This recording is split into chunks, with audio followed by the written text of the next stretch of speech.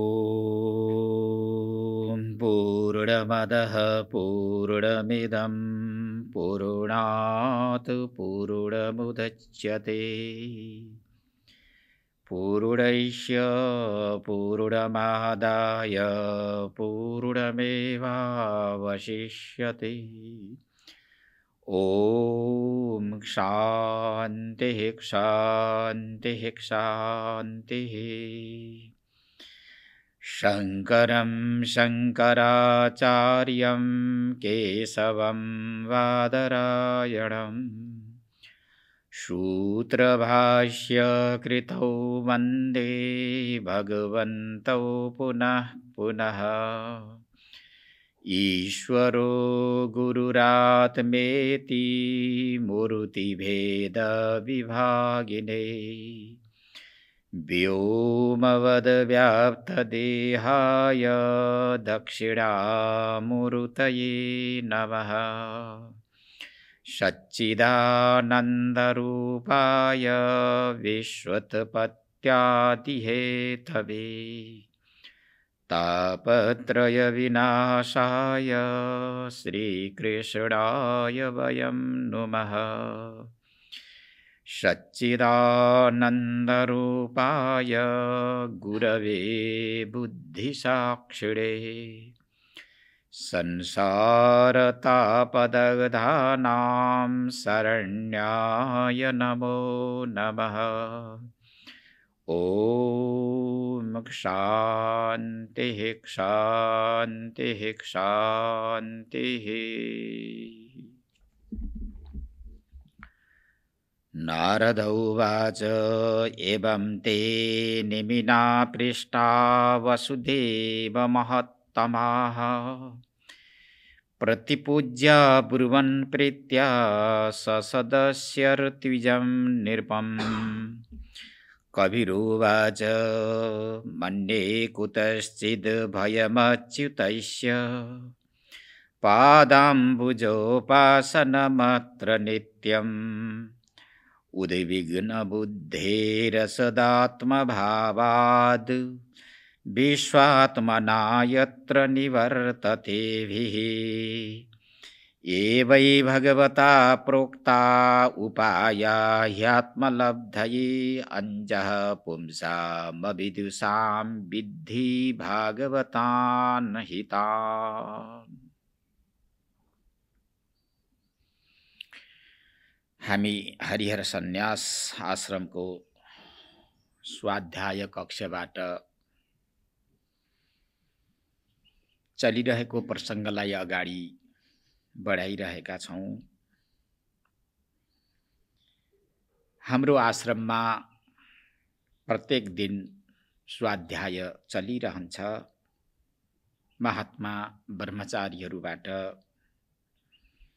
उपनिषद, गीता, ब्रह्मसूत्र, भागवत आदि ग्रन्थमा दिनानुदिन स्वाध्यायको रूपमा यो प्रवचनको क्रम अगाडि बढिरहन्छ। जुन दिनदेखि यो आश्रम स्थापना भयो र त्यो दिनदेखि नै ब्रह्मलीन गुरु महाराजको आज्ञा अनुसारै हामीले स्वाध्यायको क्रम, अन्य पठन पाठन र पूजा आराधना विधिवत अगाडि लैरहेका छौं, अगाडि बढाइरहेका छौं। र यो सन्दर्भ अहिले विश्व विक्षिप्त छ, लकडाउन छ, सबै घरमा बस्नु बाध्यता छ। हिँडडुल, मन्दिर, देवालय, शिवालय जान मिलेको छैन।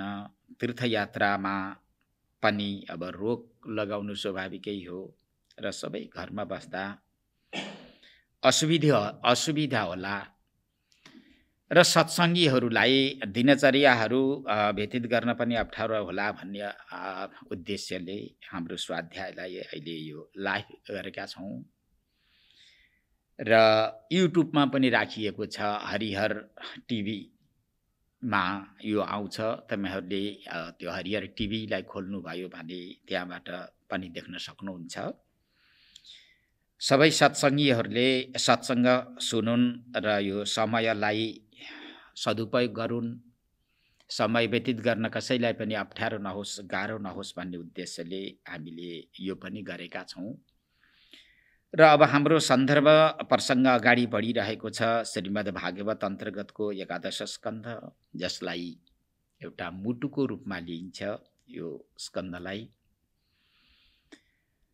सन्यासीहरू प्राय गरेर 11 स्कन्धमा रमण गर्ने गर्दछन्, 11 स्कन्धको चिन्तन गर्दछन्, मनन गर्दछन्, पढ्ने पढाउने सुन्ने सुनाउने परम्परालाई अगाडि लैजान्छन् र अत्यन्त खुसी पनि हुन्छन् साधु सन्यासी महात्मा विद्वानहरू।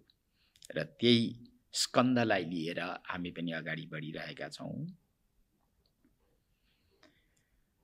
प्रसङ्ग मुख्य राजर्षि परीक्षित श्रोताको रूपमा रहनुभएको छ भने सुखदेव स्वामीले उपदेश गरिरहनु भएको छ। प्रसङ्ग अगाडि बढ्दै गर्दा गुरु र शिष्यको सम्बन्ध यहाँ जोडिरहेको छ। वसुदेव र देवर्षि नारदको संवाद यहाँ प्रारम्भ भइरहेको छ। ज्ञानी जसको देहाध्यास छुटिरहेको छ, आफ्ना प्रजाहरूलाई वा मुमुक्षुहरूलाई तर्न चाहने व्यक्तिहरूलाई यो एउटा अध्यात्म मार्ग प्रशस्त गरिदिनको लागि यज्ञ अनुष्ठान प्रारम्भ गरेका राजर्षि नेमीका नगिचमा ऋषभदेवका 9 पुत्र योगेश्वर सिद्धहरूको त्यहाँ समागम हुन्छ। र अब यी 9 योगेश्वरहरू गुरुको रूपमा रहनु भएको छ भने राजर्षि नेमी श्रोताको रूपमा, प्रश्नकर्ताको रूपमा रहनु भएको छ। यसरी यो पावन प्रसङ्ग अगाडि बढिरहेको छ। त यहाँ राजर्षि नेमीले सबैको कल्याणलाई ध्यानमा राखेर, अर्थात् मुमुक्षुहरू जसले भक्ति गङ्गामा स्नान गर्न चाहन्छन्, निष्काम कर्मयोगमा प्रवेश गर्न चाहन्छन्, आफ्ना स्वरूपको अनुभूति गर्न चाहन्छन्, यस्ता व्यक्तिहरूका जिज्ञासालाई र तिनीहरूका भावनालाई सम्मान गर्दै 30वां श्लोकमा प्रश्न गर्नुभएको थियो। ऋषिहरूको प्रशंसा गर्दै, हे भगवान, तपाईहरू साक्षात् वासुदेवका प्रतिनिधि हुनुहुन्छ। तपाईहरू जस्ता महापुरुषको दर्शन सामान्य व्यक्तिको लागि असम्भव छ। म अत्यन्त भाग्यशाली रहेछु।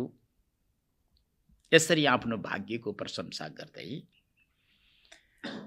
आत्यन्तिकम क्षेमम, भगवान, यी जीवहरूको आत्यन्तिक कल्याण कसरी हुन सक्दछ? कल्याणको कामना गर्दै संसारतिर अभिमुख भएका हुन्छन् र सुखी बन्नका लागि विभिन्न प्रकारका कर्ममा प्रवृत्त भएको देखिन्छ। परन्तु ती सारा जीवहरू विक्षिप्त भएको देखिन्छन्। सुख प्राप्ति उद्देश्यले कर्म प्रारम्भ गरेको देखिन्छ। उनीहरूको उद्देश्य विपरीत, नचाहेको दुःख अगाडि उपस्थित हुन्छ। जुन उद्देश्यले लिएर कर्म प्रारम्भ गरेको त्यो सुख बिल्कुलै टाढा रहेको अनुभव हुन्छ, जसको कारणले सारा प्राणीहरू विक्षिप्त देखिन्छन्, सारा जीवहरू विक्षेप भएको देखिन्छन्। त्यस्ता विक्षिप्त जीवहरूको आत्यन्तिक कल्याण कसरी हुन्छ भनेर एउटा गहनतम प्रश्न सोध्नु भएको छ भने 31 श्लोकमा भागवत धर्मको उपदेश गर्नुहोस्। तो भागवत धर्म भनेको के हो? भागवत धर्मका लक्षणहरू कस्ता कस्ता हुन्छन्? त्यो शास्त्रमा सुनिन्छ, भागवत धर्मको अनुसरण नगरेसम्म, भागवत धर्मको पक्षधर नभएसम्म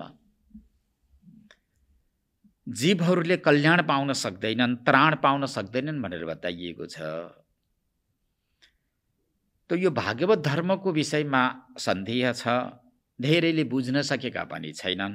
त यो भागवत धर्म भनेर केलाई भनिन्छ, आज्ञा होस् भनेर यो 31वां श्लोकमा प्रश्न गर्नुभएको छ। यी 2 प्रश्न छन् यहाँ। यी 2 प्रश्न अत्यन्त सान्दर्भिक, शिष्यहरूको परमहित र कल्याण गर्नेवाला प्रश्न। जन्म मृत्यु जरा व्याधि 4 प्रकारका रोगलाई उच्छेद गरिदिने खाले यी प्रश्न, अत्यन्त विद्वत्तापूर्ण प्रश्न सुनिसकेपछि यी 9 योगेश्वरहरू अत्यन्त प्रसन्न भए, खुसी भए, सन्तुष्टि भए।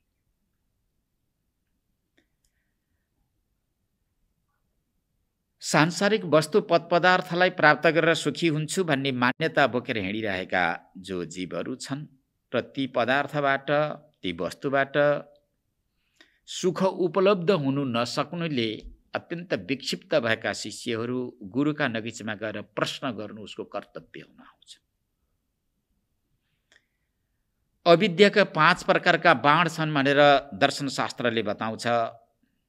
अविद्या, अस्मिता, राग, द्वेष र अभिनिवेश अर्थात् मायाका 5 प्रकारका यी बाण हुन्। यी 5 प्रकारका पासा भनेर पनि बताइएको छ, बाण भनेर पनि बताइएको छ। बारम्बार साधक र मुमुक्षुका हृदयमा यिनीहरूले प्रहार गर्दछन्। यसद्वारा छटपटिरहेका यी बाणद्वारा छटपटिरहेका यी शिष्यहरू बाणमुक्त हुनको लागि, यो पासो यो बन्धनदेखि विमोचित हुनको लागि निष्ठावान ब्रह्मज्ञानी गुरुको नजिकमा जानु स्वाभाविकै हो, सान्दर्भिक हुन्छ, जानुपर्छ।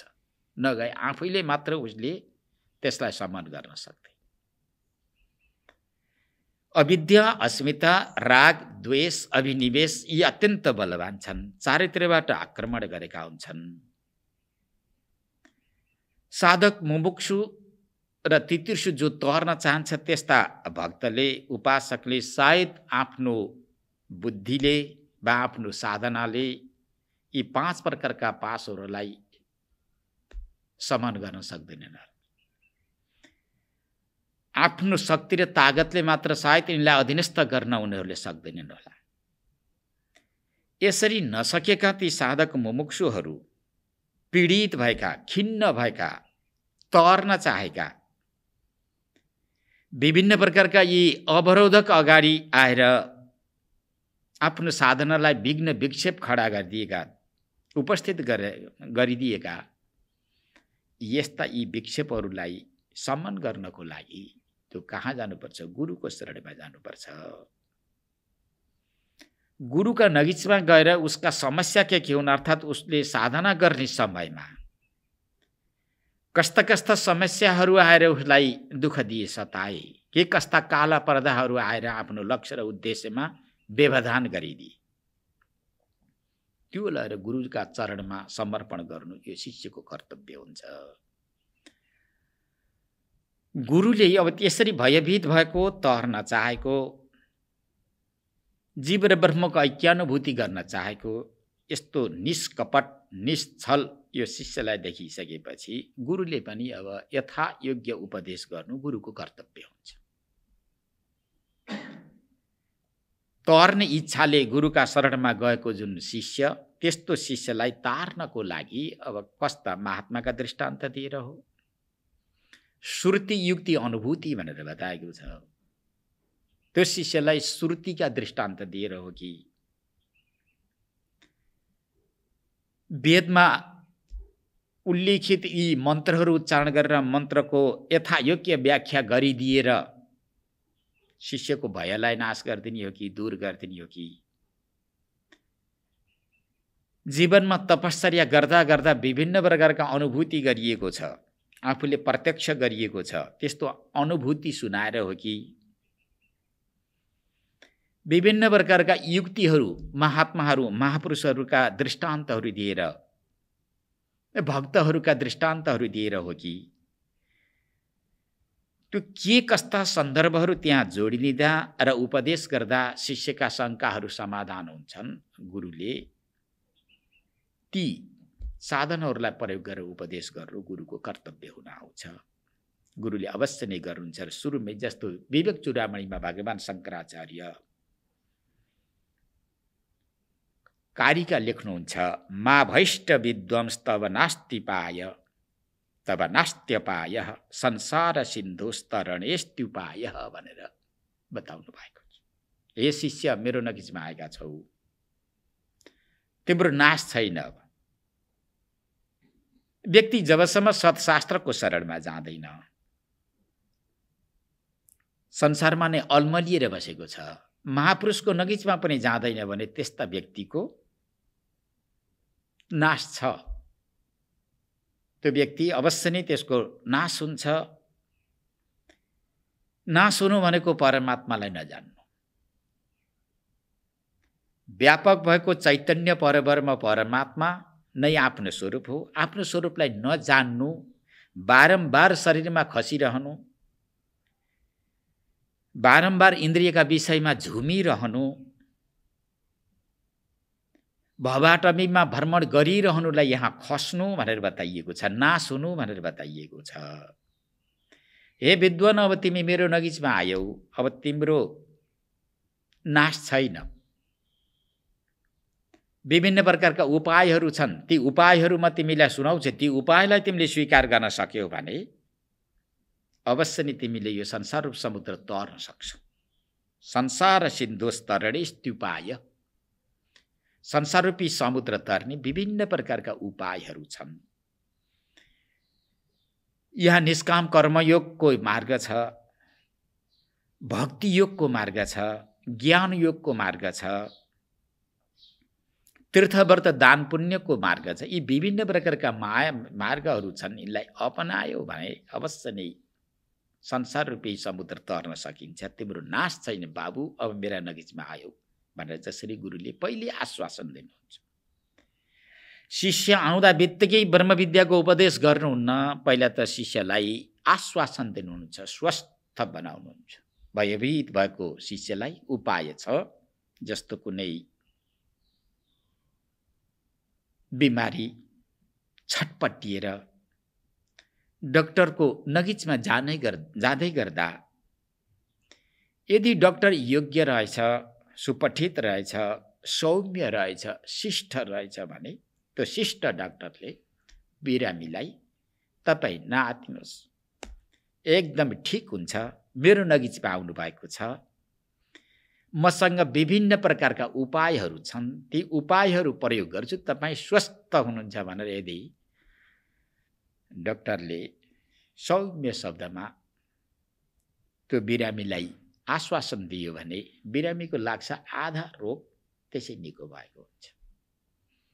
म ठिक हुने भएँ भनेर ऊ स्वस्थ भएको हुन्छ। यद्यपि त्यहाँ अपरेसन भएको छैन, औषधि प्रयोग गरिएको पनि छैन, त्यहाँ त्यो रोग निको हुने कुनै प्रकारको विधि प्रयोग गरिएको छैन तापनि एउटा वाणीले मात्र, शब्दले मात्र पनि त्यो बिरामी स्वस्थ हुन्छ। जसरी त त्यस्तै प्रकारले आध्यात्मिक, आदि दैविक, आदि भौतिक तीन प्रकारको तापद्वारा, यी त्रय तापद्वारा विक्षिप्त भएको शिष्य योग्य सुयोग्य गुरुको नजिकमा यदि गएर आफ्ना व्यथना, आफ्ना वेदना, आफ्ना साधना खण्डमा आएका यी काला पर्दाहरूको विषयमा सबै लिएर बुझाइदियो भने गुरुले सर्वप्रथम आश्वासन दिनुहुन्छ, मा भैष्ट विद्वान, हे विद्वान शिष्य, हे मुमुक्षु शिष्य, तिमीले चिन्ता नगर, शोक नगर, मेरो नजिकमा आयौ, शास्त्रको नजिकमा आयौ। संसार रूप समुद्र यो सामान्य छैन, असामान्य छ, असाधारण छ। असाधारण असामान्य भए तापनि यो संसार रूप समुद्र तर्ने विभिन्न प्रकारका उपाय छन्। म त्यो उपायहरूलाई बताउँछु, तिमी तर्न सक्छौ भनेर गुरुले पहिल्यै आश्वासन दिनुहुन्छ। यद्यपि उपदेश गरिसक्नु भएको छैन, शरीरको विषयमा केही पनि बुझाइसक्नु भएको छैन, सृष्टि हुन्छ कसरी त्यसको सृष्टिको विषयमा पनि बुझाइसक्नु भएको छैन, जीव अविद्या माया र ईश्वरको विषयमा पनि केही बुझाइसक्नु भएको छैन। परन्तु आश्वासनले नै शिष्य स्वस्थ भएको हुन्छ। यो गुरुजीको कर्तव्य हो। तर गुरु योग्य हुनुपर्छ, गुरु दक्ष हुनुभयो भने अवश्य नै यी विधिहरू प्रयोग गर्नुहुन्छ। विभिन्न प्रकारका शङ्का सन्देहले युक्त भएको शिष्य होस्, एउटा सम्प्रदायको खाडलमा खसेको गुरुको नजिकमा गएर यदि यी प्रश्न उपस्थापित गरियो भने आफ्नो सम्प्रदायमा ल्याएर जोड्नको लागि त्यसले त्यस्तै प्रकारका उपायहरू बताइदेला। यो शिष्यको उद्धार र उपकार कसरी हुन्छ, परमात्मासँग यसको भेटघाट कसरी हुन्छ, यसका अन्तःकरणमा उत्पत्ति भएका शङ्काहरू कसरी समाधान हुन्छन् भन्ने यो उपायतिर जानुभन्दा पनि यसलाई शिष्य बनाए भने मेरो सम्प्रदायमा ल्याएर डाम डुम गरेर अनि मेरा गन्ठी तिलकहरू लगाइदिए भने अनि मेरो एउटा समूहको वृद्धि हुन्छ भन्ने यस्ता भावना बोकेर बसेका गुरुका नगिचमा गयो भने बिचरा ठगियो त्यो शिष्य। महापुरुष संश्रय भनेर भगवान शङ्कराचार्यले त्यसै भन्नुभएको छैन विवेक चूडामणि ग्रन्थमा। मुमुक्षु त आउनु त्यत्तिकै दुर्लभ छ। त्यो मुमुक्षुतालाई यथा योग्य मूल्याङ्कन गरेर उपदेश गर्ने योग्य निष्ठावान श्रोत्रियम ब्रह्मनिष्ठम शास्त्र अध्ययन गरेको पनि कण्ठस्थ गरेको पनि श्रुति युक्ति अनुभूति आदि यी साधनहरू प्रयोग गरेर यी विधिहरू प्रयोग गरेर शिष्यको कल्याण गर्न सक्ने क्षमता बटुलेर बसेको योग्य गुरु निष्ठावान गुरु शास्त्र पनि पूर्णतया कण्ठस्थ गरेको शास्त्र उपदिष्ट निष्ठामा रहेको निष्ठा पनि ठुलो कुरा हो। शास्त्रको कुरा त रेडियोले पनि गरेको हुन्छ।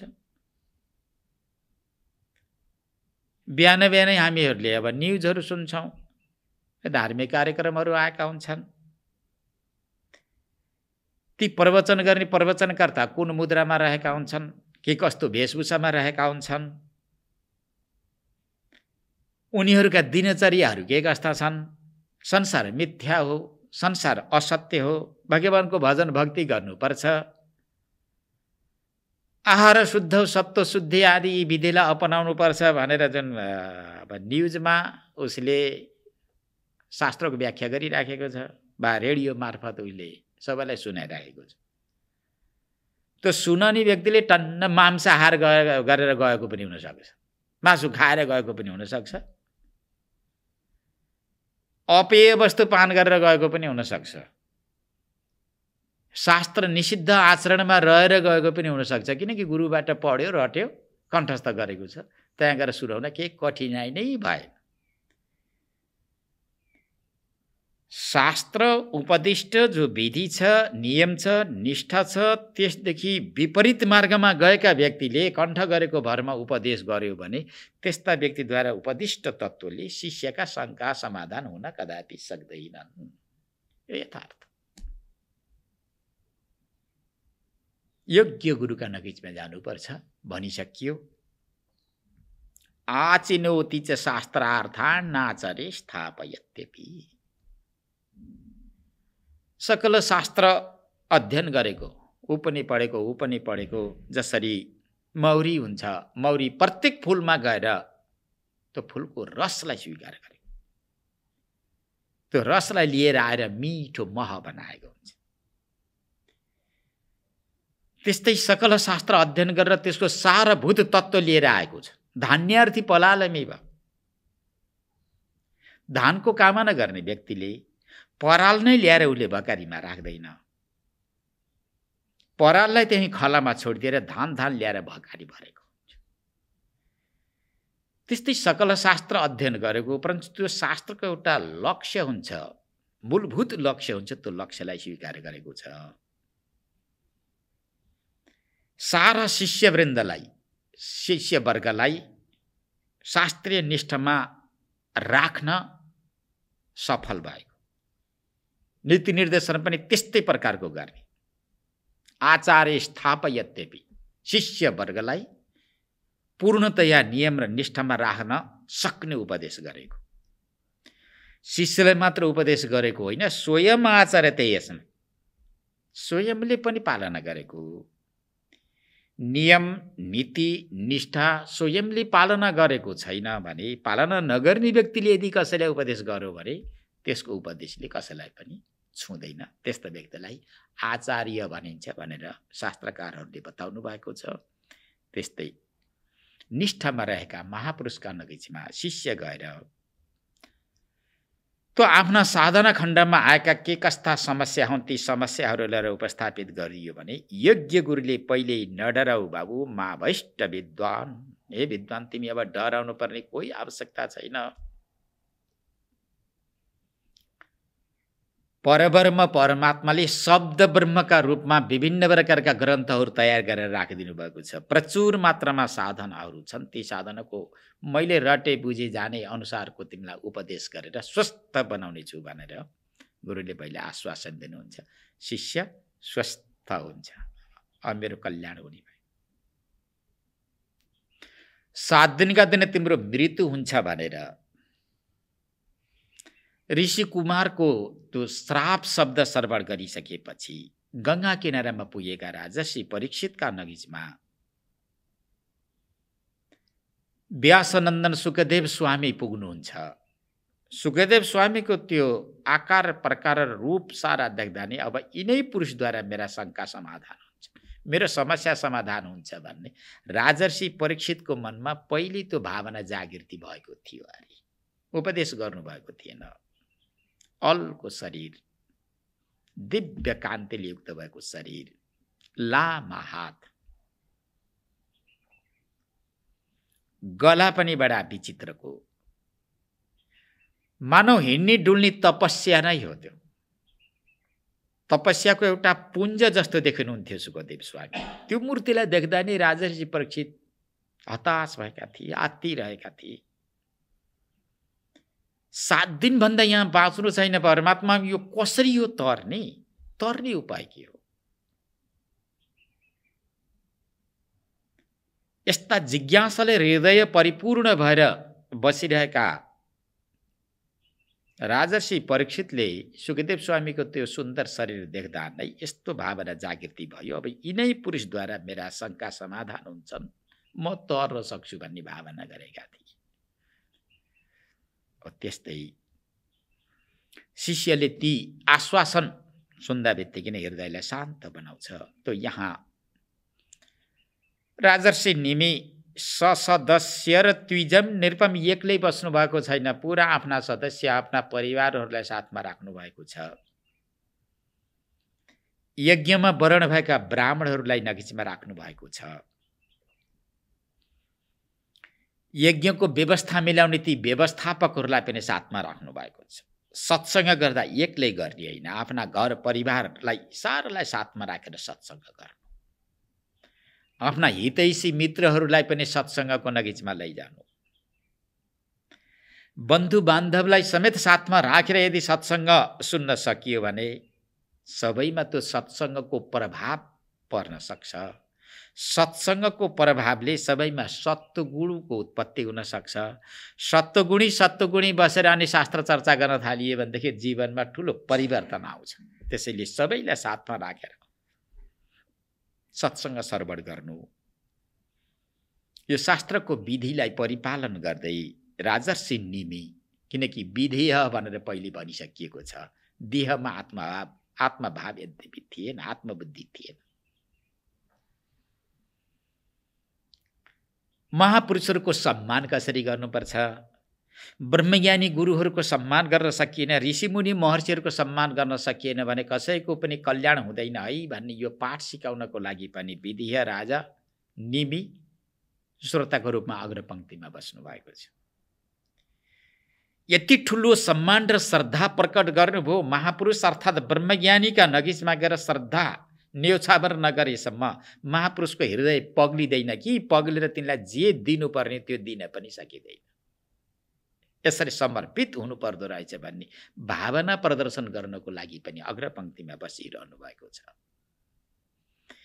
एक्लै ज्ञानी भएर तर्नु हुँदैन, सारा परिवार, इष्टमित्र, मुमुक्षु, कुल कुटुम्बलाई समेत यो सत्सङ्ग सुनाउनु पर्छ। यो त दुर्लभ वस्तु हो है। क्षणार्धमपि भनेर माथि पाठ गइसकेको छ। महापुरुषहरूको सङ्गत एक आधा क्षण पनि त्यो अत्यन्त हितकारक छ। त्यो महौषधि हो, त्यो सञ्जीवनी बुटी हो। यसदेखि कसैले पनि वञ्चित गराइदिनु हुँदैन। सबैलाई त्यो सुअवसर, त्यो मौका दिनुपर्छ भन्ने भावना जागृति गराइदिनको लागि पनि सारा सदस्य परिवारहरू, ब्राह्मणहरू, यज्ञिक जो ब्राह्मणहरू छन् ती सबैले साथमा राखेर, यज्ञका जो व्यवस्थापकहरू छन् तिनलाई समेत साथमा राखेर आफू अग्रपङ्क्तिमा प्रश्नकर्ताको रूपमा खडा हुनुभएको छ, तयार हुनुभएको छ। र यसरी विशेष प्रकारका दुई प्रश्न पहिले बनिसकियो। संसारमा भौतारिएको वा भड्किरहेको जीवात्माको आत्यन्तिक कल्याण कसरी हुन्छ उपदेश गरिबक्सियोस्। जीव अहिले ब्रह्मा छ, शरीराध्यासी बनेको छ। शरीर सम्बन्धी र इन्द्रिय सम्बन्धी कुनै केही सामान्य वस्तु उपलब्धि भयो भनेदेखि यही नै, यसैद्वारा नै मेरो कल्याण हुन्छ भन्ने यस प्रकारको भावना गरेर बसेको पनि हुनसक्छ, किनकि त्यो भ्रम हो। परमात्मादेखि अतिरिक्त जीवको कल्याणै हुन सक्दैन। आफ्नो स्वरूपको अनुभूतिदेखि अतिरिक्त अन्य वस्तु पदार्थ लखौँ लाख पदार्थ प्राप्त गरे पनि जीवको कल्याण हुन सक्दैन। यसरी कल्याण हुन्छ भनेर कसैले पनि बताएका छैनन्। कुनै पनि श्रुति स्मृतिहरूले दृष्टान्त दिएका छैनन्। विषयको उपभोग गर, रागी बन, संसारमा जाऊ, तेरो र मेरो गर, काम क्रोधादि दुर्गुणलाई हृदयमा पाल, पुरुषार्थ गर, सम्पत्ति आर्जन गर, आर्जित सम्पत्तिको उपभोग गर, तिम्रो परम कल्याण हुन्छ, हित हुन्छ भनेर कुनै पनि शास्त्रले अहिलेसम्म उपदेश गरेका छैनन्। त्यस्ता दृष्टान्त कहीँ पनि भेटिँदैन। विषय उपलब्ध भएको छ भने परमात्मालाई जान्नको लागि शरीरलाई थाम्नुपर्छ, शरीरलाई थाम्नुपर्छ र इन्द्रियहरूलाई पनि सबल बनाउनुपर्छ। यसलाई सबल बनाउनको लागि अनुकूलको अन्न पानी र विषय चाहिन्छ नि, के भोग नगर्ने?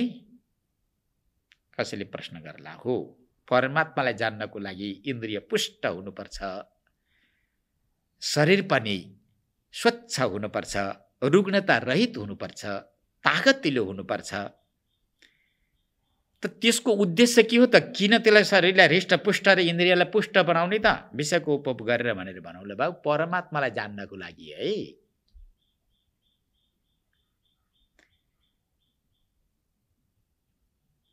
त कसरी खाने, कसरी लगाउने त नि भनेर फेरि सन्देह गरौँला। उपनिषद शास्त्रले भन्छन्, अर्थात् ईशावास्योपनिषदले पहिल्यै भनिसकेको छ, ईशावास्यमिदं सर्वम, यो सारा विश्व ब्रह्माण्ड परमात्माद्वारा व्याप्त छ।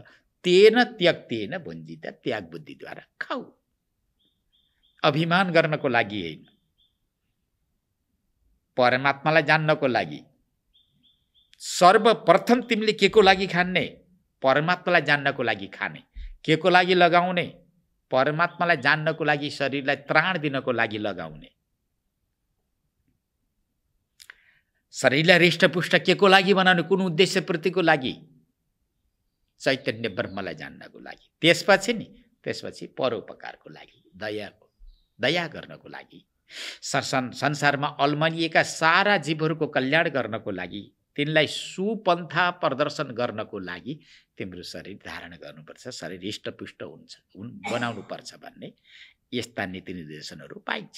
त त्यस्तै यहाँ यो घटेको छ। यस रूपमा धेरै अर्थ रहेकोले मैले यहाँ केही विचार गरेँ, केही व्याख्या गरेँ। राजर्षिले विभिन्न प्रकारको दृष्टिकोणलाई लिएर प्रश्नकर्ताको रूपमा र मुख्य श्रोताको रूपमा अग्रपङ्क्तिमा बस्नुभएको छ। उहाँका यी दुईटा प्रश्न, आत्यन्तिकम क्षमम र भागवत धर्म, यो भागवत धर्म भनेको के हो, केलाई भनिन्छ, भागवत धर्मको विषयमा ऋषिमुनि महर्षिहरूको सम्मत के छ, आज्ञा होस् हे भगवान, हजुरहरूदेखि अतिरिक्त अब यी गहनतम विषयको उत्तर प्रदाता संसारमा मैले कसैलाई पनि देखेको छैन भन्नुहुन्छ राजर्षिले। हुन पनि हो, जो कहिले यस्ता यी प्रश्नको उत्तर दिन सक्दैनन्। यी सुनिसकेपछि प्रतिपूज्य अवरुबल, प्रीत्या भनेको बडा प्रेम, नौ योगेश्वरको हृदयमा यस्तो प्रेम जागृति भयो यी राजाप्रति र यी राजाका सहयोगी प्रति। आहा, धन्य हो। हामी भारतवर्षको भ्रमण गऱ्यौँ। भारतवर्ष मात्रै होइन, देवलोक, पितृलोक, गन्धर्वलोक, यक्षरलोक, किन्नरलोक, गरुडलोक, यी सारा लोकमा भ्रमण गर्दा आज जुन आनन्द आएको छ, यति आनन्द अहिलेसम्म कहीँ पनि आएको थिएन। भ्रमणको क्रममा सबै लोकमा गइयो। बडे बडे देवताहरूको दर्शन पनि भयो, सिद्धहरूको दर्शन पनि भयो। कुन लोकमा कस्ता कस्ता व्यवहार विषयहरू रहेछन् त्यो पनि अनुभूति भयो। परन्तु आज यी राजर्षिको नगिचमा जुन आनन्द मौलाएको छ, यस्तो आनन्द मौलाउने कुनै पनि लोकान्तर मैले देखेको थिइनँ, हामीले अनुभव गरेका थिएनौँ भनेर यी ऋषिहरूले त्यो अनुभूति गर्दै प्रेम दृष्टिले हेर्न थाले। हेर्नुको फरक हुन्छ। कुनै व्यक्तिले कसैलाई हेरिरहेको छ भने त्यो दृष्टिमा भेद हुन्छ, कुन भावनाले हेरेको छ। कुभावनाले पनि व्यक्तिले हेर्न सक्छ, सुभावनाले पनि हेर्न सक्छ। यन्मनसा ध्यायति तद्वाचा वदति। त्यहाँ बाणी त एउटा उपलक्षण मात्र हो, दृष्टि पनि त्यस्तै हुन्छ। प्रीतिया भनेको अत्यन्त प्रेमपूर्वक स्नेहपूर्वक, आहा यी त हाम्रा जन हुन्, यी त मेरा जन हुन् भन्ने भावना भयो अरे, यी भगवत जन हुन्। अब हाम्रो हृदयमा अर्थात् हामीले अहिलेसम्म साधनाको प्रभावले जे जस्तो वस्तुलाई उपलब्ध गरेका छौँ, शास्त्र पढ्यौँ रट्यौँ र शास्त्रको निचोड अर्थ हामीले जुन अनुभवमा उतारेका छौँ, यो पूर्णतया लिएर यिनीभित्र खनाइदिँदाखेरि यसको दुरुपयोग हुँदैन भन्ने भावना भयो। पुरै लिएर खनाइदिए, घप्ला घुप्लुकै एकैपटक लिएर खनाइदिए पनि दुरुपयोग हुँदैन भन्ने नवयोगेश्वरको मनमा विश्वास जागृति भयो र प्रीतिपूर्वकको दृष्टिले हेरे। प्रतिपूज्य अब्रुवन, यिनका जुन प्रश्न छन् ती प्रश्नको प्रशंसा, सम्मान, प्रतिपूज्य, पूजाको अर्थ यहाँ के छ, सम्मान गर्नु हो, धन्य हो। कुरो के बाँकी रह्यो त? जीवात्माको आत्यन्तिक कल्याण कसरी हुन्छ, यो साध्य। भागवत धर्म भनेर केलाई भनिन्छ? यो साधन, किनकि साधन नभएसम्म साध्य सिद्ध गर्न सकिँदैन। दुवै आयो त यहाँ, साधन खण्ड, साधन पक्ष पनि आयो, साध्य पक्ष पनि आयो। परमात्माले नजानेसम्म उसको कल्याण हुँदो रहेनछ, त्यो साध्य भयो। परमात्मालाई त्यसै त जानिँदैन नि, जान्नको लागि के चाहियो भने भागवत धर्म। भागवत धर्म भनेका हुन् यी सबै साधन हुन्। अब ती तल गएर प्रस्तुत हुन्छ साधनहरू। त यस्ता यी सान्दर्भिक योग्य प्रश्नको प्रतिपूज्य भनेको सम्मान गरे, अत्यन्त सम्मान गरेर यी 9 भाइ मध्येमा, 9 योगेश्वर मध्येमा यी 9 अमलात्मा, विमलात्मा, पुण्यात्मा यी सूर्यका टुक्रा बराबर थिए। बडा तेजिला, कान्तिवान, ओजस्वी। यिनको चेहरा हेर्दा नि सायद यी 3 प्रकारका तापहरू समन हुने होला थिए। यी मध्येमा कवि नाम गरेका प्रथम ऋषिले, प्रथम सिद्धले अब उपदेश प्रारम्भ गर्नुभयो। ती 9 योगेश्वर मध्येमा अब तपाईँको पालो, तपाईँले दिने उत्तर भनेर भन्न थाले। पुरा सम्मानजनक शब्दको त्यहाँ प्रयोग हुन्थ्यो ऋषिहरू। शास्त्रले ब्रह्मज्ञानीहरूलाई सारा अधिकार दिएको छ। ब्रह्मज्ञानीको शरीरबाट गो हत्या भएछ भने पनि पाप लाग्दैन भनेर त्यतिसम्म अधिकार प्रदान गरेको छ शास्त्रले ब्रह्मज्ञानीहरूलाई। के ब्रह्मज्ञानीको शरीरबाट गो हत्या सम्भव छ? गो हत्याको सम्भावना नै छैन, त्यही भएर पुरा छोडिदिएको छ। प्रारब्धवश कुनै दिन कसैको अपमान भएछ, प्रारब्धवश त्यस्तो हुन गएछ तापनि ज्ञानको प्रभावले त्यो पापद्वारा उनीहरू कलुषित हुँदैनन् भनेर शास्त्रले पुरा अधिकार प्रदान गरेको छ ब्रह्मज्ञानी। अज्ञानीलाई अधिकार दिँदैन। वेदमा बताइएको जो एउटा विधि भाग छ र अर्को निषेध भाग छ, विधि भाग र निषेध भाग, यो 2 भाग कसको लागि हो? यो अज्ञानीको लागि हो, सांसारिक प्राणीको लागि हो, जो बन्धनमा बाँधिएका छन्। या त नास्तिक भएर बसेका छन्, या त ती व्यक्तिहरू कर्मको फन्दामा बाँधिएर बेरिएर बसेका छन्, कर्मको रसीले पुरा कसिएर बेरिएर बसेका छन्। त्यसदेखि माथि जान सक्दैनन्। इन्द्राय सभाः इदम इन्द्राय नमः भने इन्द्रलोकमा जानको लागि मात्र इन्द्रलाई आहुति दिएका छन्। वरुण लोकमा जानको लागि वरुणाय सभाः इदम वरुणाय नमः भनेर जुन अब वरुणको सम्मान गर्दैछन्। यस्तै जुन जुन लोकमा रहेका जुन जुन देवताहरू छन् ती देवतालाई लक्षित गरेर यहाँ मन्त्रहरू छन्, त्यो आहुति दिन्छन्। किन भन्दा त्यो लोकमा जान र त्यो लोकमा रहेको विषयको उपभोग गर्नको लागि, अरूको लागि होइन। त्यो कर्मको बन्धनमा बाँधिएका छन्, विमोचित हुनको लागि न। कर्म बन्धनदेखि विमोचित हुनको लागि वा फुक्नको लागि तर्नको लागि होइन, बाँधिनको लागि उनीहरूले कर्म गरेका छन्। त एउटा त पक्ष छ नास्तिक, उसले मान्दैन। भगवान भाइ देखिने थिए, पितृ भाइ दिएको तर्पण पानी पिण्ड आएर खाने थिए, आएर खाँदैनन्, त्यही भएर पितृ छैन। देवता भाइ लगाएको भोग आएर खान्थे, कप खाने थिए। अहिलेसम्म हामीले दिनानुदिन पूजा गरेका छौँ र भोग मेवा मिष्टान लगाएका छन्, तिनी आएर खाँदैन, खाने हामीले नि। किन भोग लगाउने, किन पूजा गर्ने? देवता भाइ त देखिने थिए, आउने थिए, हाम्रा नजिकमा आउँदैनौँ, हामीले बोलाएर आउँदैनन्, हामीले देखेका छैनौँ, अतः देवता नै छैनन्, भगवान नै छैनन् भनेर नास्तिक भएर बसेका हुन्छन्। एउटा ग्रुप यसरी बसेको हुन्छ, एउटा पक्ष यसरी बसेको हुन्छ भने अर्को पक्ष आस्तिक पक्ष हो। आस्तिक पक्षले केवल स्वर्ग मात्र जानेको छ, 14 भुवन मात्रै जानेको छ, 14 भुवनमा रहेका सुख शैल वस्तु पद पदार्थहरूले जानेका छन्, त्यसदेखि अतिरिक्त मोक्ष भन्ने जानेका छैनन्।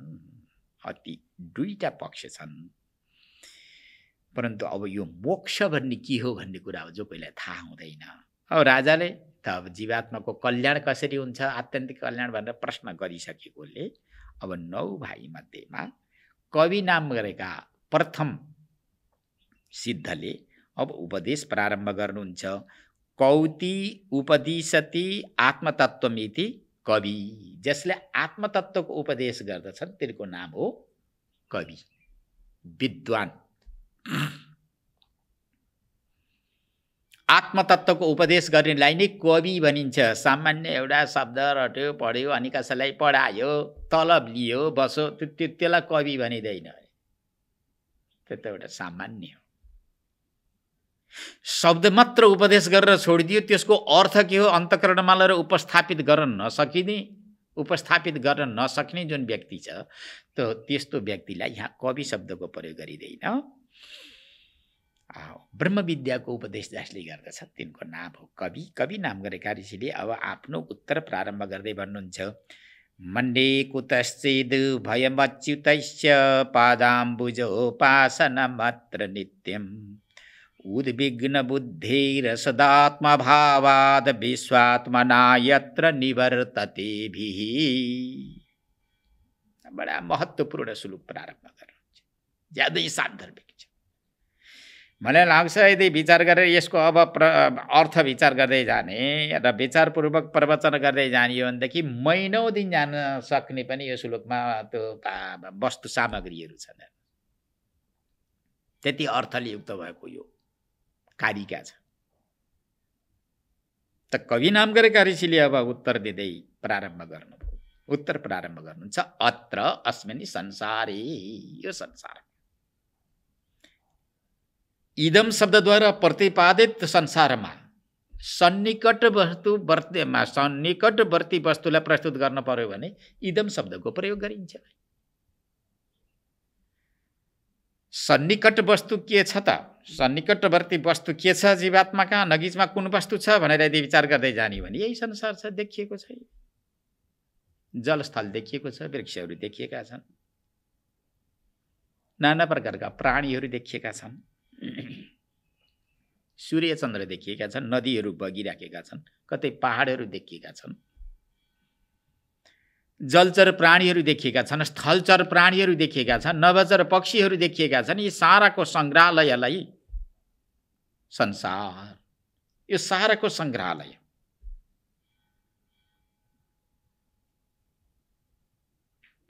पञ्चकृत पञ्चमहाभूत कुञ्जन एउटा सङ्ग्रहालय छ, यसलाई संसार भनेर भनिन्छ। आकाश वायु तेज जल पृथ्वीलाई जब पञ्चीकरण गरिन्छ, पञ्चीकरणको विधि छ। पञ्चीकरण भनेको व्यवहारोपयोगी बनाउने। जबसम्म पञ्चीकरण गरिँदैन तबसम्म आकाश वायु तेज जल पृथ्वी यो व्यवहारोपयोगी हुँदैन। देख्न मिल्दैन, सुन्न मिल्दैन, हिँड्न डुल्न यो सामान्यतया व्यवहार गर्न मिल्दैन, यो सूक्ष्म हुन्छ। व्यवहारोपयोगी बनाउनको लागि पञ्चीकरणको स्थूल जो प्रत्यक्ष अनुभवमा अगाडि देखिन्छ, प्रत्यक्ष अनुभूतिको विषय हुन्छ, दृष्टिगोचर हुन्छ, त यसलाई संसार भनिन्छ। संसार भनेको यही सङ्ग्रहालय हो, ए ओसारो र पसारो। के हो सृष्टि संसार भनेर कसैले पनि यहाँ केही प्रश्न गर्नु आवश्यकता छैन। अत्र भनेको अस्मिन् संसार, यो संसारमा नित्य भनेको नित्य निरन्तर दिनानुदिन जीवहरू उद्विग्न बुद्धेः भनेको अत्यन्त उद्विग्न बुद्धिलाई लिएर बाँचेका हुन्छ। उद्विग्न बुद्धि भनेको विक्षिप्त मनस्थिति, विक्षिप्त बुद्धिलाई लिएर उनीहरू बाँचेका हुन्छन्। कति दिन कति महिना दिन बा रात्रि भनेर कसैले सोध्दा प्रश्न गर्दा त्यस्तो होइन, नित्यम, नित्य छैन, नित्य निरन्तर उद्विग्न बुद्धि, उद्विग्न विक्षिप्त बुद्धिको आधारमा व्यक्ति अर्थात् जीवहरू रहेका हुन्छन्। जीवले जुन जुन कर्म सुख भावनाले अमुक कर्म यदि सम्पादन गरेँ भने मद्वारा सम्पादित कर्मद्वारा म अत्यन्त स्वस्थ हुन्छु, शान्त हुन्छु, स्वच्छ हुन्छु, सुखी हुन्छु भन्ने यस प्रकारको भावनाद्वारा कर्म गरेको हुन्छ। परन्तु त्यस्तो त्यो व्यवहारले दिँदैन। सुख बुद्धि गरेर जुन जुन विषय वस्तुलाई जीवले अपनाउँछ वा आफ्नो बनाउँछ, काखमा राख्न चाहन्छ, साथमा राख्न चाहन्छ, त्यही बुद्धि उसको लागि विष हुन्छ, विक्षिप्त बनाइदिन्छ। अब हेरौँ, विचार गरौँ, मान्छेले घर के को लागि बनाउँछन्? घर सुख पाउनको लागि, राम्रो घर बनाउने, कोठाचोटा राम्रा बनाउने, अनि घरमा बस्ने, बेड बिस्तराहरू राम्रा बनाउने, सोफा सेटहरू राम्रा राख्ने, अनि सुखी हुने भनेर घर बनाउँछ। त्यो घर बनायो, बनाइसकेपछि अनि के मिल्दैन र यति गराएको भए हुन्थ्यो, झ्याले यता फर्काएको भए हुन्थ्यो, ढोका उता फर्काएको भए हुन्थ्यो, त्यसैले विक्षिप्तता ल्याउँछ। अनि 10-8 वर्ष भयो भने चुइन थाल्दछ, अनि त्यसैले फेरि अर्को विक्षिप्तता ल्याउँछ।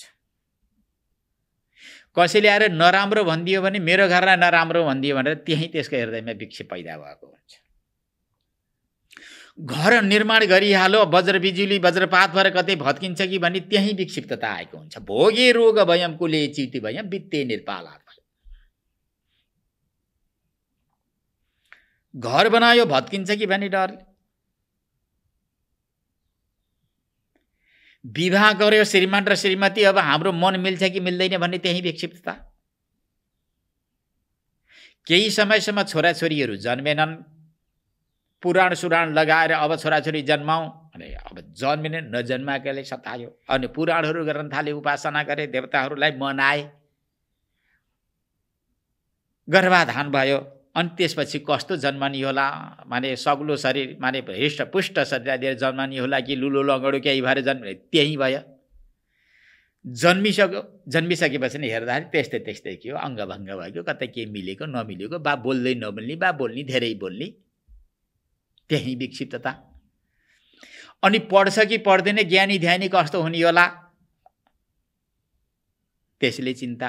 अनि भोलि गएर मूर्ख भइदियो, यहाँबाट विद्यालय पढाउन भनेर पठाइरहेको छ, फिल्म हलमा गइदिन्छ, अनि मोबाइलमा दबाइराखेको छ, के हेर्छ, के गर्छ, उठ पट्याङ। अनि त्यसपछि बाल्य अवस्थामा नि अनि के खानपान बिगार्यो, अनि पेय अपेय सारालाई चाहिँ अब उसले पुरै पचाउन थाल्यो, अनि खुट्टा टिङ टिङ गरेर आउन थाल्यो। अनि त्यही पहिला विवाहको चिन्ता, विवाह गरिहाल्यो, कस्तो जन्मिन्छको चिन्ता, जन्मिहाल्यो, अब ठिकै देखियो, सज्जन हुन्छ कि हुँदैन चिन्ता, अनि गरेपछि मूर्ख बनिदियो, अपठित भइदियो, त्यही चिन्ता, अनि मर्ने मार्ने के गर्ने त्यही चिन्ता।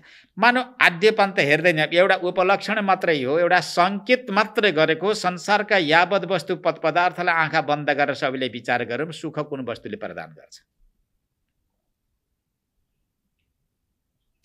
कुनै वस्तु प्राप्त भयो त फेरि गुम्छ कि भन्ने डर आइहाल्छ। अभय प्रदान गर्ने यो संसारमा कुनै पनि वस्तु पदार्थ छैन। अभय स्वरूप त एउटा परमात्मा नै छ, एउटा चैतन्य आत्मा नै छ। जबसम्म अभय स्वरूप एक आत्मालाई प्राप्त गर्न सक्दैनौँ तबसम्म जीवात्मा कहिल्यै पनि सुखी बन्न सक्दैन, अभय भएर रहन सक्दैन। नित्य भनेको नित्य निरन्तर सङ्केत मात्रै हो।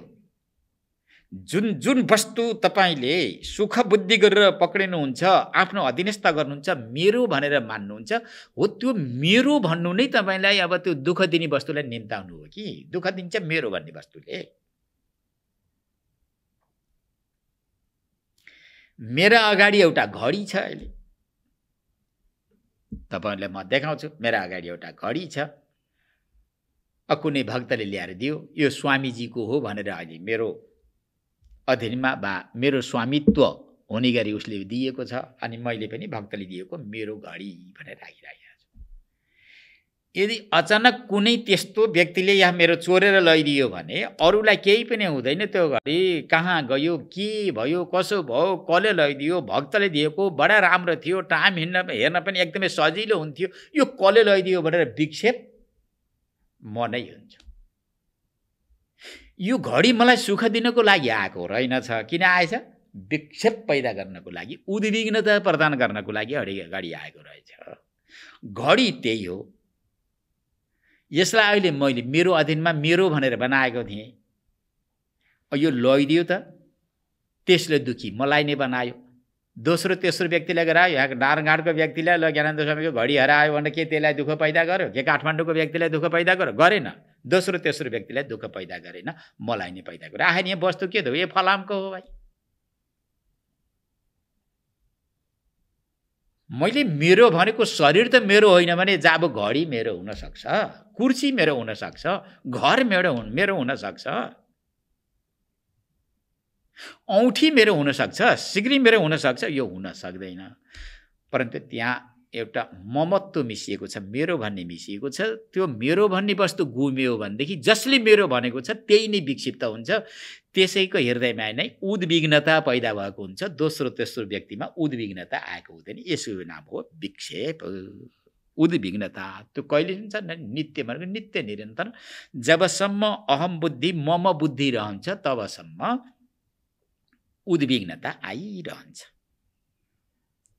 उद्विग्न बुद्धि हे। अब यो उद्विग्न बुद्धि पनि कसरी आयो त नि? किनकि कुनै पनि कारण नभएसम्म कार्यको उत्पत्ति त हुँदैन भाइ। यो विक्षेप पैदा हुन पनि त केही न केही कारण होला नि। त्यो कसरी माने किन यो उद्विग्नता वा विक्षिप्तता उत्पन्न भयो आयो भनेर विचार गर्दै जाँदा यही उत्तर दिनुहुन्छ महर्षि वेदव्यासले। उत्तर लेख्नुहुन्छ। यी पंक्तिलाई सुखदेव स्वामीले मुक्त कण्ठले उपदेश गर्नुहुन्छ। 88,000 ऋषिहरूलाई मुक्त कण्ठले यो पंक्ति प्रस्तुत गर्दै भन्नुहुन्छ सुत महर्षिले।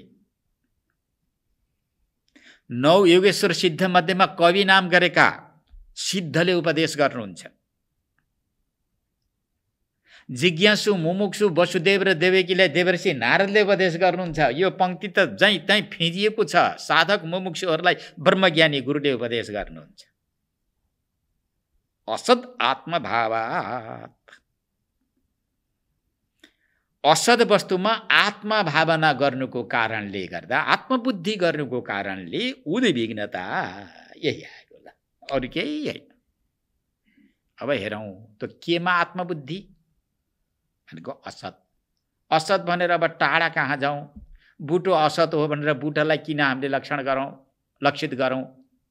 यो सारा संसार नै जुन असत्य हो, असत हो भनेर यो संसारतिर किन फर्कनु? धेरै टाढा जानुपर्ने आवश्यकता छैन। यद ब्रह्माण्डे तत्पिण्डे, जुन विश्व ब्रह्माण्डमा वस्तु छ त्यो पिण्ड ब्रह्माण्ड भनेको हाम्रो शरीरमा रहेकोले शरीर नै हेर्न सजिलो हुन्छ। हेर्नुहोस् है, साधकहरूलाई विषयवस्तु बुझ्नको लागि आफ्नै शरीर हेऱ्यो भनेदेखि छोटो छ, 96 अङ्गुलले युक्त भएको छ। हातले पाउदेखि लिएर शीर्षमा छुन पनि सकिन्छ।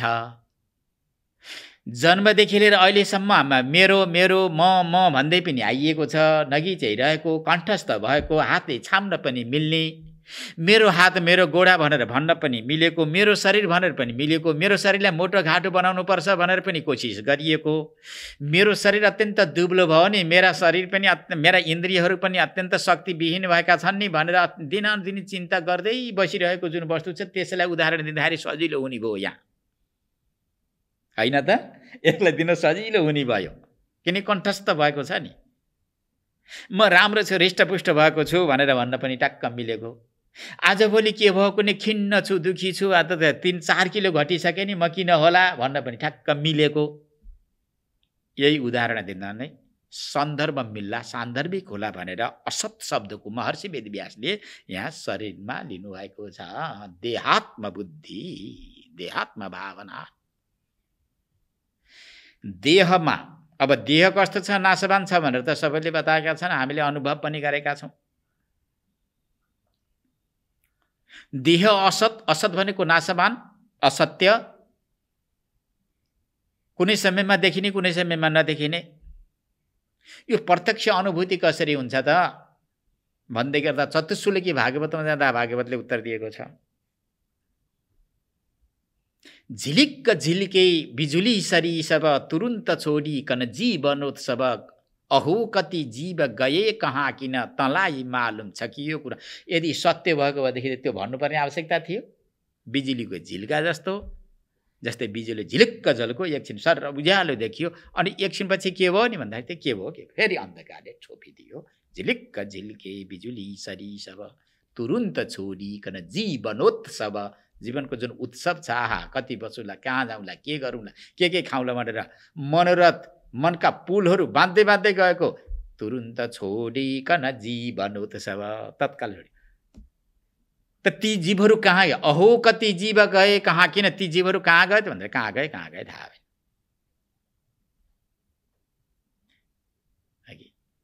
कति मजस्ता उहिल्यै बितिसके, अझ ट्याक्क मिल्ने श्लोक त यो हो। कति मजस्ता उहिल्यै बितिसके, कति सुतेका छन् बाँचुला मके, भनी कुनै कति नातिने किन तँलाई मालुम छ कि यो कुरामा। कवि शिरोमणिले लेख्नुहुन्छ। यी पंक्ति त सायद सबैलाई कण्ठस्थ होला, नभए यी पंक्ति कण्ठस्थ गर्यो भने पनि भागवतै पढे बराबर हुँदो रहेछ। मजस्ता मनुष्य कति आए धरतीमा, कतिले अहङ्कार गरे, कतिले गर्व गरे, यस्तै शरीर धारण गरेका, कति पछि कति पछि। कति सुतेका छन् बाँचुला मकी, भनी कुनै कति नातिने किन तँलाई मालुम छ कि यो कुरा मना। त यसैले मेरा जस्तै शरीर धारण गरेका मेरा अग्रज, पूर्वज, मेरा मित्र, हितैषीहरूले जब शरीरलाई पूर्णतया परित्याग गरेर गए, त्यो शरीर पनि चिताको आहुति भयो, 2 मुठी मोसो भयो, त्रिपन्ध्याम गरेर तस्मै सोधा तसै सोधा गरेर अनि नदीमा एउटा मोसाको रूपमा पुरा बगाइदियो। के रह्यो त भन्दाखेरि केही पनि रहेन। सत भए त मोसो हुने थिएन, खरानी हुने थिएन, चितामाथि चढ्ने थिएन, चट गर्दै अग्निले चबाउने थिएन। चबाउने थियो, सतलाई चबाउन सक्छ अग्निले? न तद भासयते सूर्यो न शशाङ्क न पावक। जसलाई प्रकाश सूर्यले गर्न सक्दैन, चन्द्रले गर्न सक्दैनन्, अग्निले गर्न सक्दैनन्, विद्युत तारा गणहरूले गर्न सक्दैनन्, त्यस्तो वस्तुलाई नि सत भनेर भनिएको छ। त्यो सत के हो त? अरे आत्मा हो। त्यो आत्मा कहाँ छ त? बाबु तिमी भित्रै छ है। उपासना गर्न सजिलो होस्, मनन गर्न सजिलो होस् भन्नको लागि भगवती श्रुति माताले के भन्नुहुन्छ? त्यतिष्ठ 10 अङ्गुलन, 10 अङ्गुलले युक्त भएको छातीभित्र छ बाबु, त्यही नै भावना गर भनेर एउटा उपासनाको विधि बताइएको हो। 10 अङ्गुलले युक्त भएको छातीभित्र भनेर त के त्यो 10 अङ्गुलले युक्त भएको छातीभित्र मात्रै छ चैतन्य आत्मा, अन्यत्र छैन, बाहिर छैन, जहीँ त्यहीँ छ। भावना गर्न सजिलो होस्, सुविधा होस्, शरीरभरि उसले गर्न सक्दैन, गरेर उसले देख्न सक्दैन भनेर त्यसरी एकदेशीय उपासनाको विधि पनि यहाँ लिइएको छ। त यहाँ भन्नुहुन्छ असत, असत भनेको शरीर, शरीरमा आत्मबुद्धि, यो शरीर नै आत्मबुद्धि हो, अर्थात् शरीर नै आत्मा हो भनेर व्यक्तिले जब व्यवहार गर्न थाल्यो भने अनि बल त्यसबाट के हुन्छ? उद्विग्नता, उद्विग्न बुद्धि, उद्विग्न बुद्धि उत्पन्न हुन्छ, विक्षिप्तता उत्पन्न हुन्छ। मरिन्छ कि, बुढो भइन्छ कि, दारी पाक्छन् कि, दाँत फुक्लिन्छन्। हेर्नु न, यहाँ उद्विग्न भनेको यही न हो। आँखा नदेख्ने भइन्छ कि, लौरो टेक्ने भइन्छ कि, बिस्तरमा परिन्छ कि, मुखमा पानी कसले राखिदिने होला, शय्यादान कसले गरिदिने होला, पिण्डतर्फ पानी कसले गरिदिने होला, 2-3 भाइ छोरा थिए, विदेशतिर गए, तिनले कुन्नी के खाए, त्यस्तालाई दिएको त सायद मैले पाउन्न होला।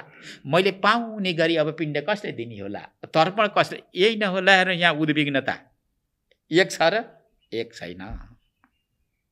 त्यसैले असत आत्मभावना, असत शरीरमा सतको भावना, नित्यको भावना, अनित्य शरीरमा नित्य बुद्धि, असत शरीरमा सद्बुद्धि गर्नुले नै उद्विग्नता उत्पन्न भएको छ।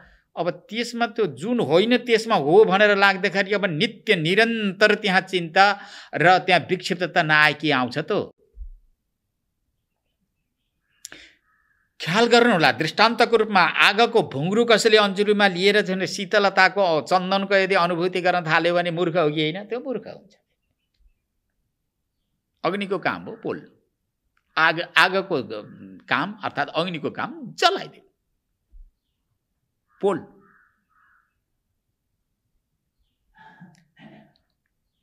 असत शरीरमा यदि सद्बुद्धि, असद आत्मामा यदि सद आत्माको भावना गर्न थाल्यो भने नित्य निरन्तर त्यसको बुद्धिमा उद्विग्नता नआए के आउँछ त? अब त्यसमा त त्यही नै आउने भयो, अरू त केही पनि आउने भयो।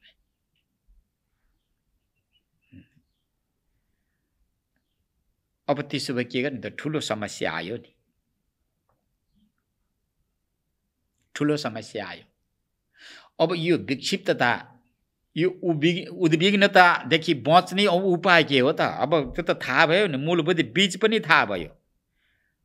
असत शरीरमा सद्भावना, अनात्म शरीरमा आत्मभावना गरेर यो शरीरलाई कसरी बढाउँ, कसरी राखौँ, कसरी स्वस्थ बनाऊ भनेर मात्र चिन्तन।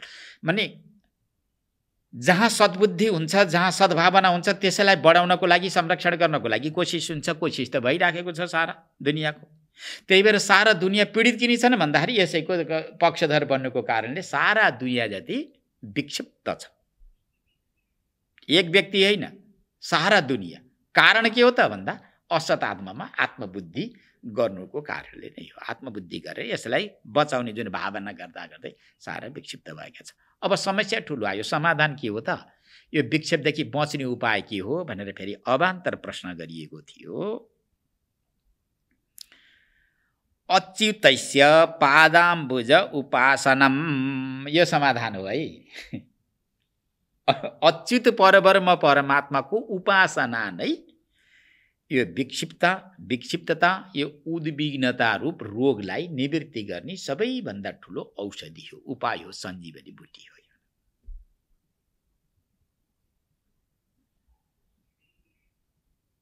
नच्युत, यदि अच्युत जसको नाश हुँदैन,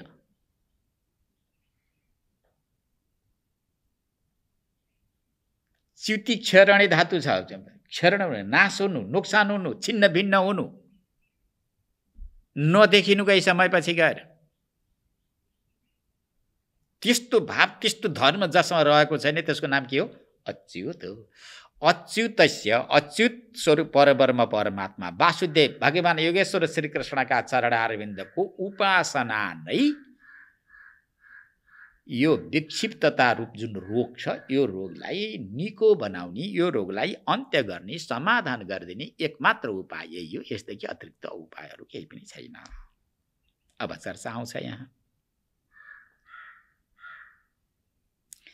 विक्षिप्त भएका व्यक्तिलाई शरीरमा आत्मबुद्धि गर्नुको कारणले उत्पन्न भएको जो विक्षिप्तता छ त्यो विक्षिप्तताले युक्त भएको व्यक्तिलाई सिधै गएर ब्रह्मको उपदेश लाग्छ लाग्दैन?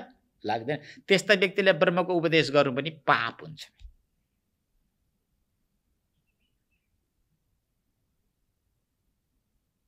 ब्रह्म छ, ब्रह्म व्यापक हो, चैतन्य जहीँ तहीँ छ, सर्वत्र छ, तिमी आत्मा हो भने त्यसले मान्दैन।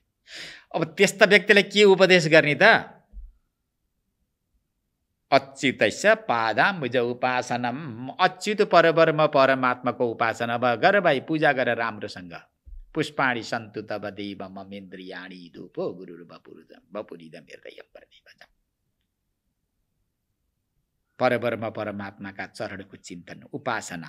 उपासना भनेको नगिची बस्नु भनेको हर पलमा परमात्माको स्मरण गर्नु, परमात्मा परक कर्म गर्नुलाई उपासना। उपासना भनेको नगिची बस्नु, नगिची रहनु। भनेको उही मन्दिरमा प्रतिष्ठापित मूर्तिको नगिचैमा गएर बस्ने भनेर फेरि कसैले गल्ती बुझ्ला नि। मूर्तिको नगिचैमा गएर बस्ने भनेर कसैले यस्तो होइन भने यद्यत कर्म करोमि तत्तदखिलम सम्भूतबार धनम। उसले जे जस्ता कर्महरू गर्दछ ऊ परमात्माको स्मरण गर्दै र परमात्मा परक परमात्मालाई लाग्ने खाले कर्म चिन्तन गर्दछ, परमात्मालाई लाग्ने खाले चिन्तन। यस्तो चिन्तन नगर्नु कि जुन चिन्तन अत्यन्त निन्द्य होस्, कसैलाई सुनाउन नमिलोस्, यस्तो चिन्तन नगर्नु अरे। मनमा यस्ता तर्क र वितर्क नगर्नु जुन तर्क र वितर्क वाणीबाट बाहिर निकाल्दा बित्तिकै त्यो अत्यन्त निन्द्य होस् र तिरस्कृत गर्न योग्य होस्। सबैले तिरस्कार गरौँ, त्यस्तो कल्पना नगर, त्यस्तो सङ्कल्प वा तर्क र वितर्क नगर।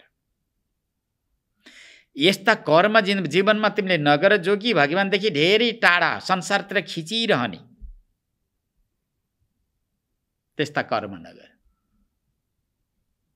त्यस्ता कर्म के हुन्छन् भन्दाखेरि रजगुण र तमगुणले युक्त भएका जुन कर्म छन् ती कर्म भगवानदेखि टाढा, सत्पुरुषदेखि निन्द्य, महापुरुषहरूले अनुमोदन गर्न लायकका कर्म नभएका यस्ता कर्म तिमीले गर। महापुरुषहरू, ज्ञानी पुरुषहरू, विद्वानहरूले राम्रो गरेका छौ भनेर अनुमोदन गर्न लायकका कर्मलाई नै के भनिन्छ? अच्युतस्य पादाम्बुज उपासनम हो। त्यस्ता कर्म गर। महापुरुषहरूद्वारा निन्द्य कर्म गर्न थाल्यो भनेदेखि त्यो विचार अब त्यो भगवानदेखि त धेरै टाढा भयो। अम्बुज उपासना, भगवानका चरण रूपी कमल। अम्बुज भनेको कमल न हो, पानीबाट उत्पन्न भएको। जस्तै भगवानका चरणलाई पनि यहाँ कमलको उपमा दिएको छ। कमल सुन्दर हुन्छ, राम्रो हुन्छ, देख्दा मनलाई खिचेको हुन्छ, कमलो हुन्छ।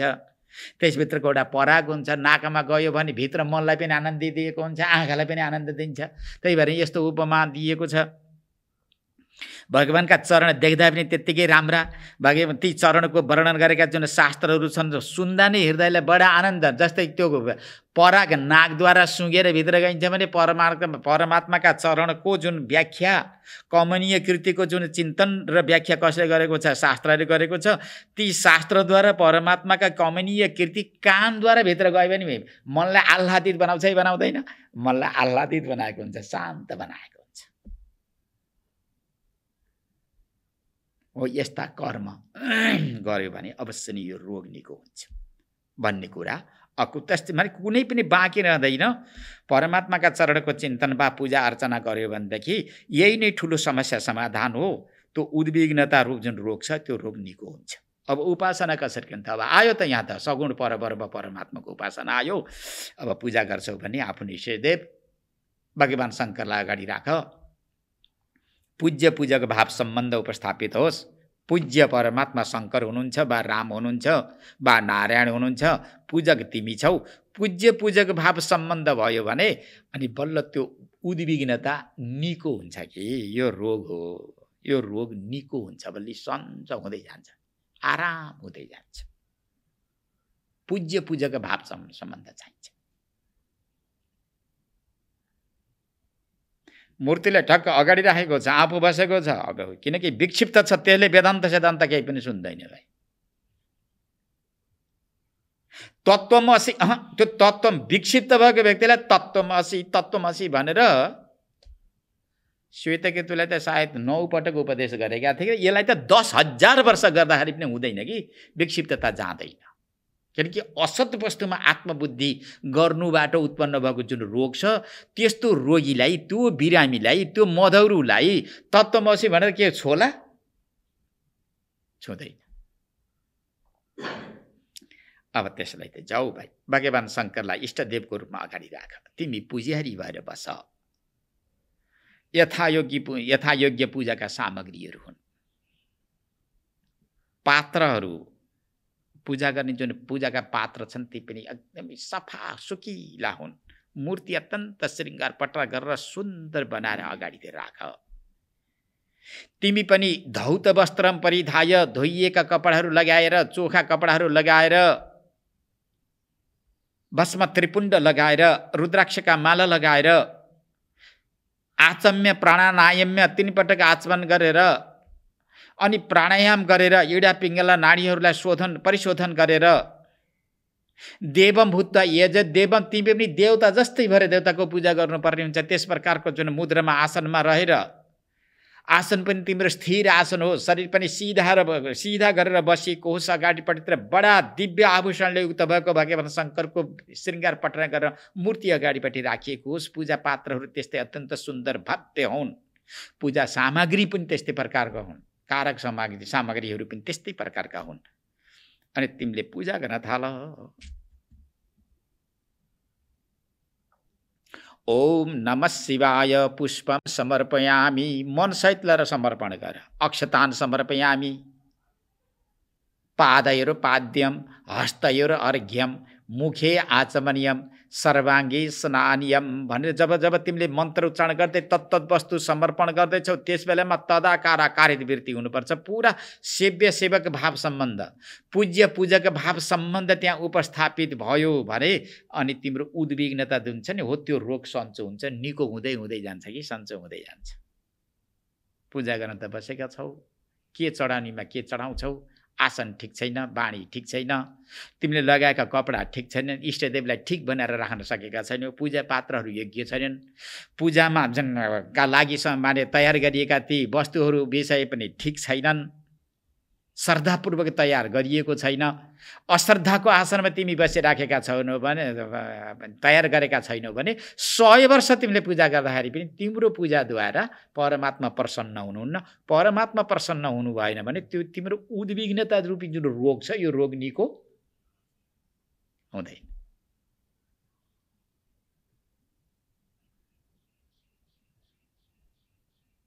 भिल्लको कथा आउँछ स्कन्द पुराणको ब्रह्मोत्तर खण्डमा। त्यो अहिले अब समय छैन, मैले अब अगाडि बढाउँदिनँ र अब मैले संक्षिप्ततया सङ्केत यो श्लोकको यही गर्न चाहन्छु कि परब्रह्म परमात्माको जुन सेवाद्वारा नै त्यो जुन उद्विग्नता हो, त्यो विक्षेप हो, त्यो विक्षेपलाई निको हुन सक्छ।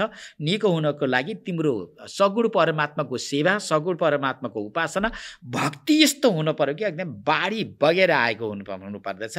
हरिस्ते साहस्रम कमल बलि माधाय, भगवान विष्णुले 1000 कमल लिएर भगवान शङ्करको पूजा गर्दै हुनुहुन्थ्यो। भक्तिको परीक्षण गर्नको लागि शङ्करले एउटा कमल त्यहाँबाट निकालिदिनु भयो, चोरिदिनु भयो। भगवान विष्णुले पूजा गर्दै जाँदा एउटा मन्त्र बाँकी रह्यो, कमल पुगेन।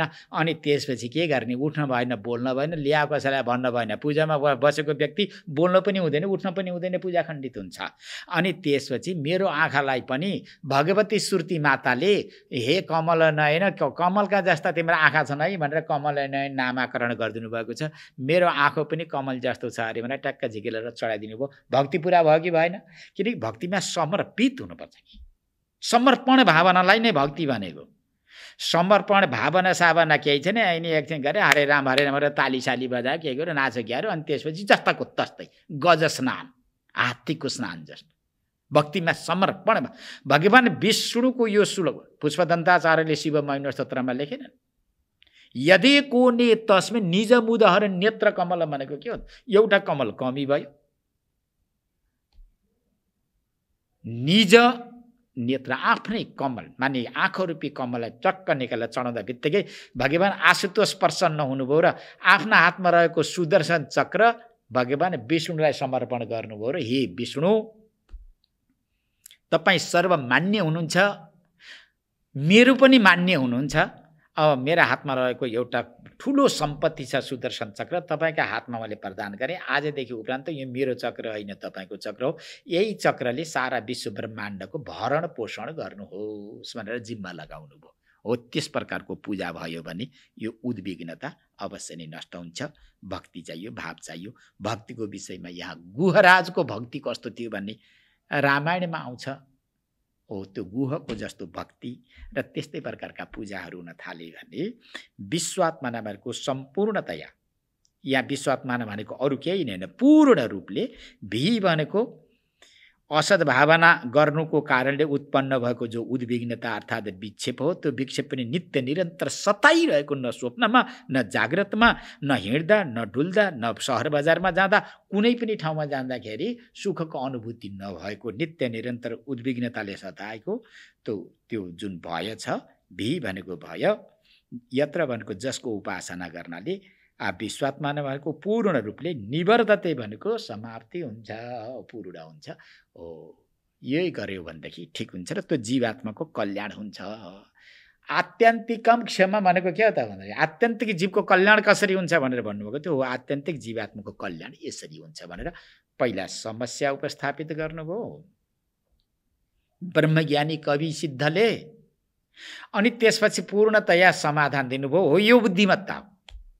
संसारमा समस्या मात्र लिएर अगाडि खडा गरिदिने, समाधान नगरिदिने व्यक्तिलाई कवि अर्थात् विद्वान मान्न सकिँदैन। तब न विद्वान कवि। कौति उपदिशति आत्मविद्या, ब्रह्मज्ञान, आत्मज्ञानमिति कवि भनेर भनेको त्यसै होइन। र समस्या उपस्थापित गरेर समाधान गरिदिनु भयो।